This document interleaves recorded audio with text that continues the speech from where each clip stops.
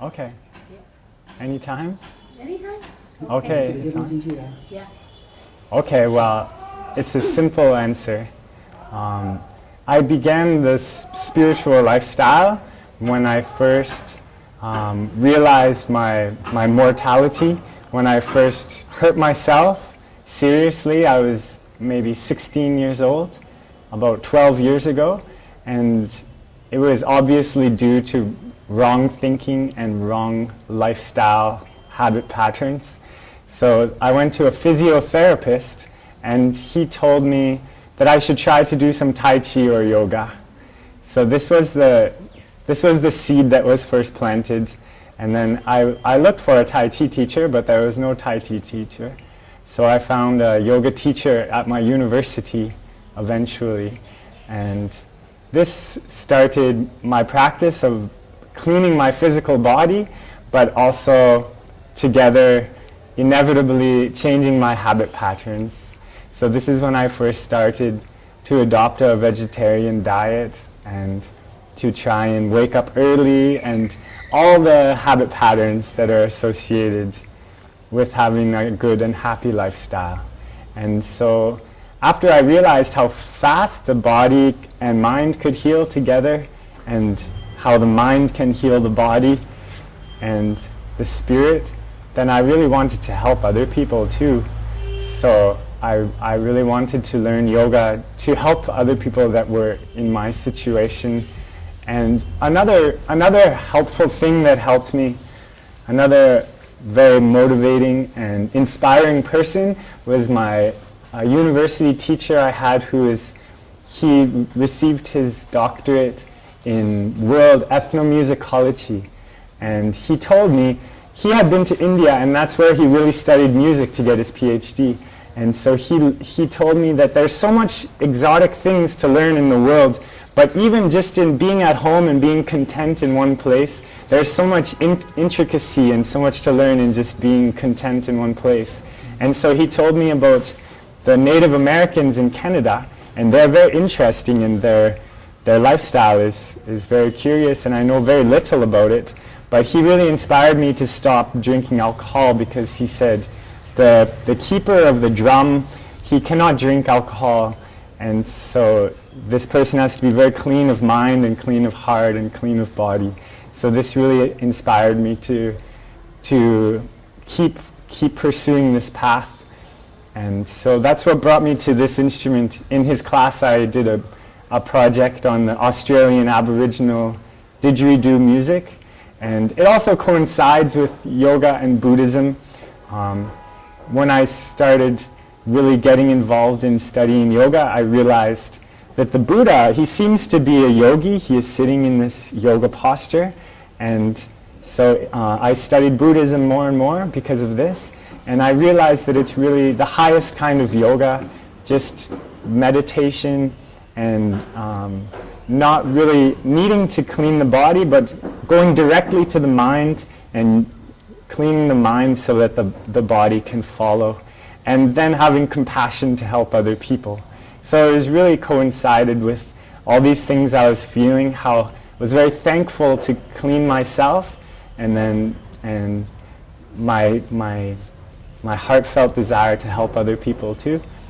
And so this Aboriginal instrument, it really coincides with all this, because it's like the sound of Om, and which is supposed to be a sound that represents maybe the pure mind. You could see it as the sound of the pure mind. And so this is the pure mind that Buddhists want to achieve in meditation, or that yogis, they also want to achieve the same state of mind. So I think it's very close to the same goal. And so also it is a very simple instrument. It is just a piece of bamboo. It's just a hollow piece of bamboo. There's nothing inside, so it is not anything complicated, or it's not very heavy. But the breathing style is mysterious, but it's not actually very mysterious. It's just holding air in the cheek and then breathing in the nostrils while the air is released from the cheek. So the sound can be continuous for a very long time, And it seems like one long breath, but it's actually many, many, many breaths. So it's called circular breathing. And so the whole circle is representative of the circle of life after life after life, or of the interconnectedness of everything. So though it's a very simple linear object, it also has this circular symbolism of the circular breathing, and so it has a deep philosophical meaning. And so I would like to play it for you. Okay, well, it's not very, I guess it could be a very complicated meaning too. It's very simple in that it's only 3 letters, or 1 syllable, A and U and M, Om. But it's a very intricate philosophical symbol, and I'm just a beginner at learning its total meaning. But I think it's the Mandukya Upanishad. It goes into detail about it. And each of the letters symbolizes one of the states. And I think it's a waking state, and dreaming state, and deep sleep state. This is one of the ways to understand it. And it's the sound of being coming into existence from non-being, or of object, the physical world, coming into existence from consciousness. And maybe in Buddhist terms you could translate it as mind coming into existence from pure mind, possibly. Yeah. Or the physical world coming into existence from the pure mind. Yeah. Yes. And it's a very quick way for someone to clear their thoughts and to just be at peace, and to be at one with the consciousness or the pure mind where all virtues come from, or where a good way of being and a good way of acting comes from. I guess it's all the steps of existence of our life. Yeah. No matter what, humans are either awake, or they are dreaming with delusions and desires and illusions, or they're sleeping in deep sleep, or dreaming while sleeping. So we are always in these 3 states, and maybe to say Om as just one state is maybe even to be aware of all these states, and maybe to just at least be aware of our existence, and maybe to even transcend it, to transcend it in the pure mind state. Well, at least it tunes me to this way of thinking, and to a good goal, a good goal to keep practicing and keep trying to maintain a pure mind. It reminds me of that noble pursuit. And it really calms me down, the vibration, and it's really grounding. So it's a very earthy sound. People often say an earthy sound. And so you could also talk about the mind ground dharma, which I just recently learned about at Chongtai, the mind ground dharma. So it brings my mind kind of to a humble, earthy kind of earthy state of just being, just no intentions, or no fabricating plans or anything, just being in a meditative state. Okay. And then now? Oh, sure, I can play for you now. Okay, thank you very much.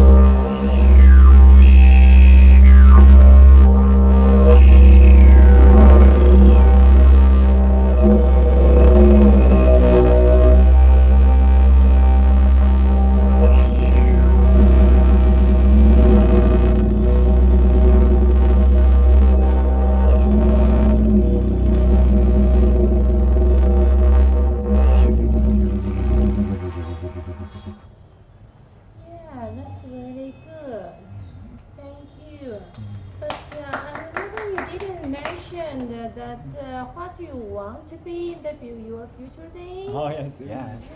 Well, because I've been pursuing this path and trying to help people who are in this similar state of suffering that I used to be in, and I'm going soon to take a yoga teacher's training course, I do hope to at least help people learn the spiritual path through healing their bodies with yoga, at least on the sides.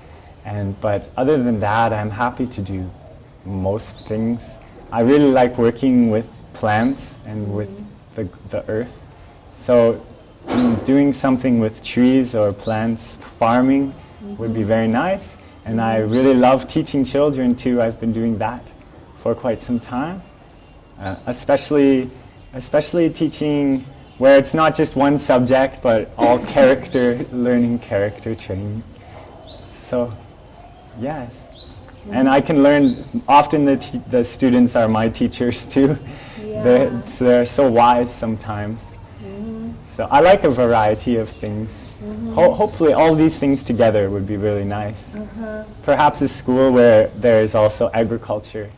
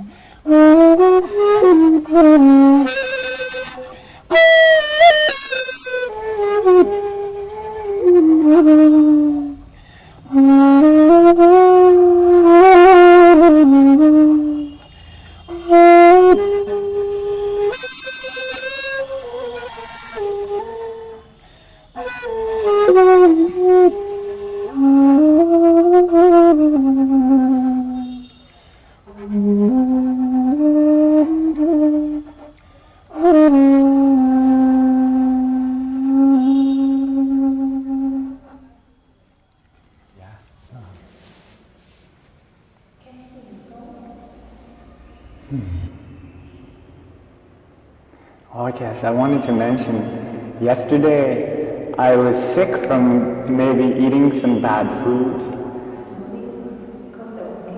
Yes. Slowly? Okay. Yes. Yesterday I was feeling some physical pain, so I could really feel compassion for people around me who have no choice but to encounter lots of problems in daily life. so I really had lots of compassion yesterday. And I was reading a book by the Dalai Lama too. So I was really wondering how to help people. And it would be really nice to have maybe an international tax to help these people. This is the only thing I could think of. But anyway, it's all in good time.